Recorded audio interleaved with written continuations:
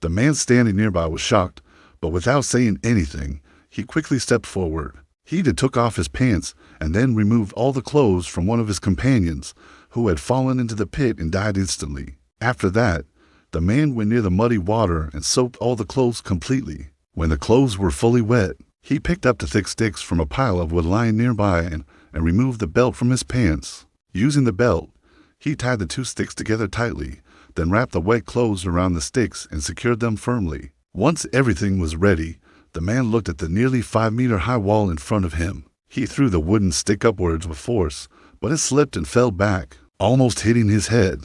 He didn't give up. He clenched his teeth, put all his strength into it, and threw the stick again. This time, both ends of the stick caught onto the edges of the pit. The man quickly pulled on the clothes to check if everything was secure. The woman said, "Let me go first because I'm lighter than you," but due to her injury, he refused. Then he placed one foot against the wall and began to climb. The wall was smooth, so climbing was very difficult, and the stick on top was slowly bending. The man climbed faster, putting all his strength into his hands and feet. He was just about to reach the edge when his foot slipped and his right leg hit the wall hard. The pain was so intense that he screamed and somehow managed to hang on to the clothes. But the next moment, the pain made him fall to the ground. He writhed in agony, crying out. The woman rushed to him, but what she saw made her freeze. There was a deep open wound on his knee.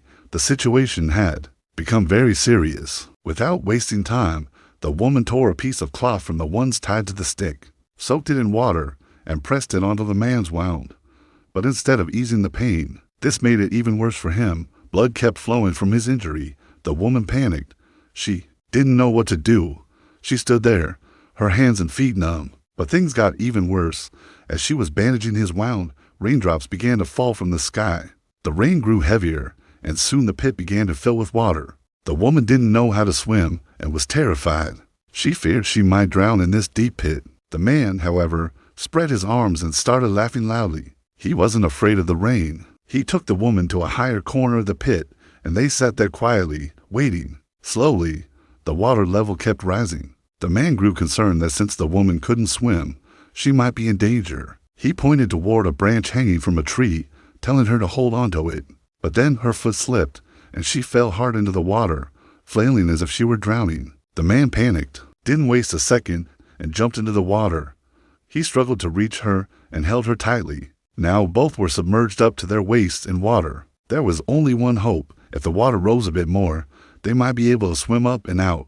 But fate had other plans. The rain, which they were counting on, stopped very soon. The man looked at the sky with disappointment, but he didn't lose hope. He comforted the woman, saying, "It will rain again soon. Just wait a little longer, and we'll get out of here." But the longer they waited, the more disappointment they felt.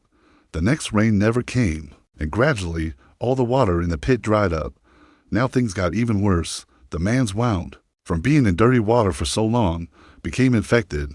Black spots appeared on his face, especially around his eyes, making him look frightening. The woman was scared, but the real fear began when the man's behavior suddenly turned strange. He got down on his knees and started drinking the filthy water like a madman. Then he put his hands into the water, pulled something out, and began eating it without thinking, like an animal. The woman, trembling, slowly stepped back. In a shaky voice, she called his name. He slowly turned his head toward her. He was still kneeling, scooping dirty water with his hands and drinking it as if it were nectar. A strange happiness and creepy smile appeared on his face. The woman was frozen in shock. Before she could say anything, he quickly thrust his hand into the water again and pulled something out, then popped it into his mouth. He chewed it with delight, as if eating something delicious. The woman was horrified. She stood up quickly to see what he was eating. When he turned toward her, she was shocked to see half-eaten, dirty, disgusting frog in his hand. The strangest part,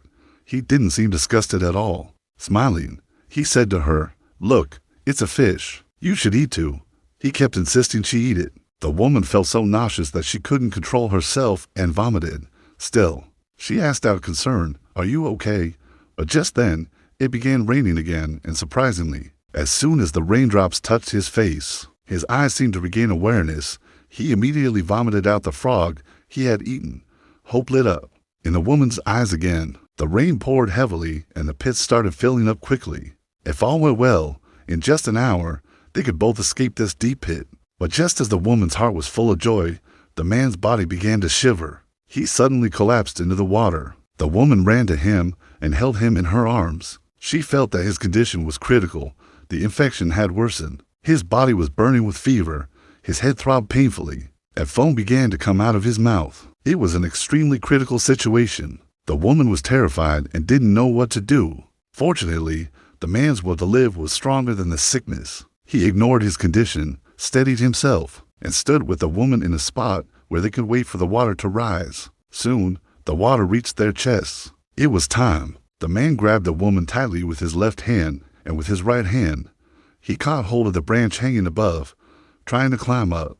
But lifting the weight of two people with one hand was impossible. In the end, he was forced to let go of the woman and use both hands to climb. But then, the branch broke, and both of them fell hard into the dirty water. Luckily, the man was a good swimmer. He quickly pulled the woman out, saving her from disaster. This failure didn't break his spirit. He took her to the other side of the pit, where a tree root was sticking out from the wall. He grabbed it tightly and tried to climb.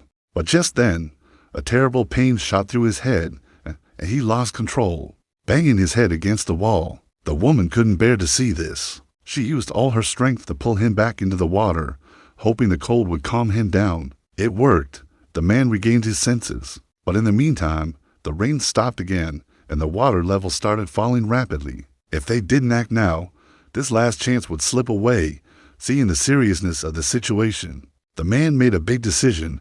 Without hesitation, he bent down and made himself into a human ladder, telling the woman, "You go first." She stepped on his hands and shoulders, grabbing the roots sticking out of the wall, and slowly climbed upward. Finally, she reached the edge of the pit and pulled herself up. She was now outside. In her hurry to run away, she didn't notice that the man had sunk into the deep water below. Then she heard his faint scream. She quickly turned back and looked down, but it was too late. Below, there were only bubbles breaking on the surface of the filthy water. The man was nowhere to be seen. The woman knelt at the edge of the pit and cried. Her heart was shattered. She hoped the man might still resurface, but as the water grew calm, all her hopes died. Now, holding onto only the man's hopes and sacrifice, she began her journey to fight for survival, alone.